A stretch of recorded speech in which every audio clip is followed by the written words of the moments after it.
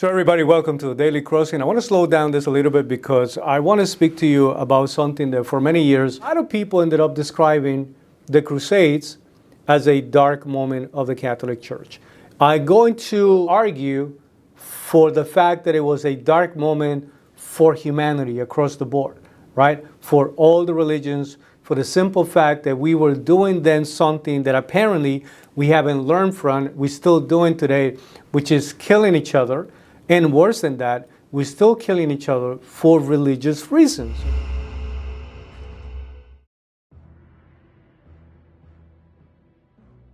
A movie that came out in 2005, I want to recommend it to you. I would love for you to watch it. It's called Kingdom of Heaven, right? Because the movie makes a representation about some of the things that were happening during the time where Jerusalem actually had a Christian kingdom. You know what I mean? It was Baldwin the Fourth. They call it the Leper King. As a matter of fact, if you look him up, you're gonna see that he has an iron mask covering his face. It was something made out of metal because unfortunately he ended up being exposed to leprosy when he was a young man. And, you know, he actually died very young, but he was one of the best Christian kings that we have throughout anything that is considered Christendom, right? And so the story of the movie, right, has two components, right? One of them is the historical figures, right? It's accurate in terms of names of the people. People really existed. It gives you an account about the passion that was actually involved, about the people that were actually fighting, and the opposite side of a King Baldwin the Fourth is Saladin, or Salahuddin, as if it's actually referred to by the Muslim community. By the way, great Sultan, somebody that I respect tremendously. I think that today, every community, Muslim community, any community, not just limited to the Muslim community, we actually need leaders like Saladin, because he was a phenomenal individual. And it is under his guidance and his command that he's able to gain back Jerusalem for the Muslim community. And then eventually that falls apart to have the structure that we have today, which essentially Jerusalem is within the structures of Israel as the state of Israel. And we still see the problems happening today where a Jewish Christian and Muslim faith is trying to coexist in this little corner of the planet, this tiny little space, with major significant events happen for everybody. Anything from the actual presence of the history of David and Solomon, King David, and to know that it was an actual kingdom that was existing and built there. And to know that the Rock of the Dome is there, to note also that within that same space, we have the tomb of the sepulcher for Christ. And so obviously many holy significance and holy places that are literally packed into this little corner that will continue to be, guys, unfortunately, no different than it was in that time of the Crusades. It's going to continue to be a little bit of a problem unless we find a way to learn how to get along. I think that eventually the discrepancy between one religion and the other one is going to be so large, meaning who's going to be growing, who's going to be shrinking, that at some point that idea, hopefully, I hope, will introduce some level of peace. The whole idea behind the Crusades is that at that point, Jerusalem is already under Muslim occupation.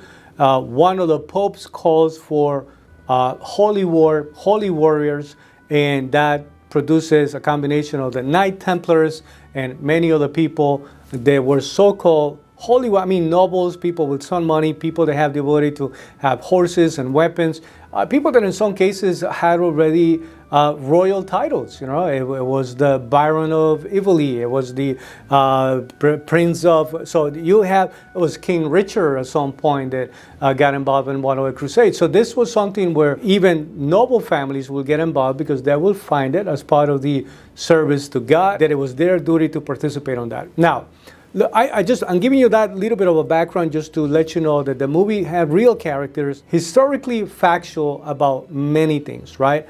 When the idea of Jerusalem being, according to the idea of this Pope, to be rescued, according to them, from the hands of the Muslim faith, to be able to turn it into a Christian kingdom, also being reluctant as to whether or not it's something that rightful people that should be in charge of that territory was supposed to be the Jewish community. And again, this is going to be up for debate forever, you know.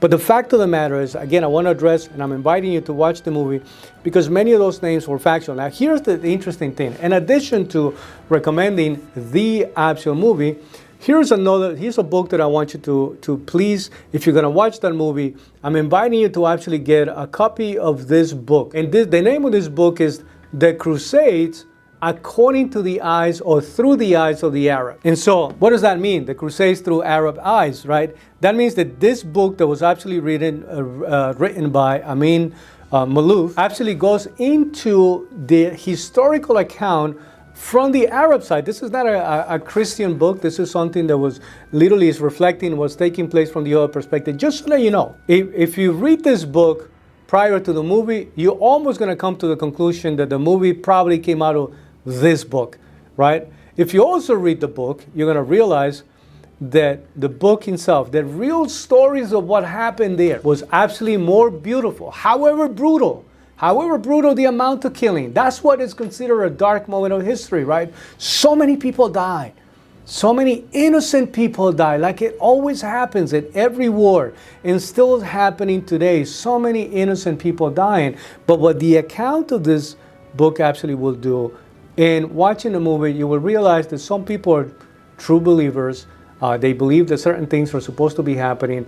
But the story of the actual book, because this is a more accurate historical description, and you can find it in many other Christian books. If you don't want to do it through, I don't know why you wouldn't like confirm or double check the perspective of the Arab perspective, because I think it's a healthy thing to do, to compare notes. How do you see it? How do you see it? You know, what do you bring to the table from a Christian perspective? Oh, that's what you believe was actually happening. Well, how do you see it as a Muslim? Oh, that's what you think was supposed to be happening. And guys, at the end, you're going to realize that we actually have a lot more things in common, that we're fighting almost the same fight. The problem is that when you truly believe that you're supposed to be fighting for something and you happen to be in the opposite camp, it's almost impossible not to get to the point where it's going to end up becoming a potential war or something where a lot of innocent people is going to die. This is super important. The actual story is a lot more beautiful. As you know, Hollywood has to sell movies through sex, through relationships that ultimately have absolutely nothing to do with the real story. But again, every single one of the characters that was part of that movie are real characters.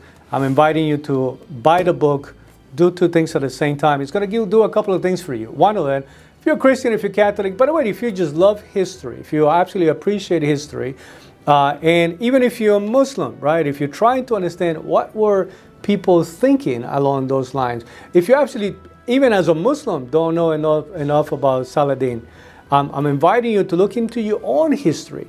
Because at the end of the day, the outcome is more to the favor of the Muslim community. So even if you're a Muslim, as a matter of fact, you should have a greater reason to go watch the movie and to especially go get this book. With that being said, I hope everybody I hope you will be open to do the same exercise that I decided to put myself through, which is, if I'm going to believe this, I want to look through those very dark moments, why they were actually happening.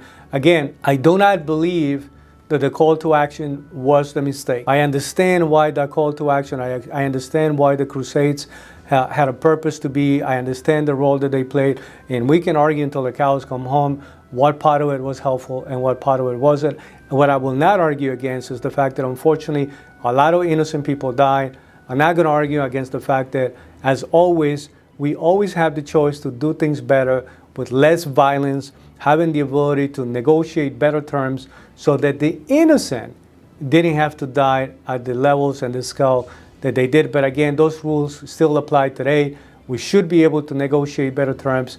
We're not playing with knives and swords anymore. We're absolutely playing with atomic weapons that can wipe us all out. So if nothing else, we better learn to communicate better, negotiate better, quickly. With that being said, I hope you enjoyed the movie. I hope you enjoyed the book, and ask yourself, why do you believe what you believe, and can that question survive the test of history? I'm inviting you to look at the best but also the worst of your own religion, your own faith, and see if you can survive the test of looking into it and say, you know what, I can still believe what I believe. I'm happy to report to you that I can still believe what I believe. With that being said, if this was helpful, if you have any perspective that you would like to share with us, please, share it, pass it around, like it, and comment. I'm dying to see what you think about this process. Okay? Thank you.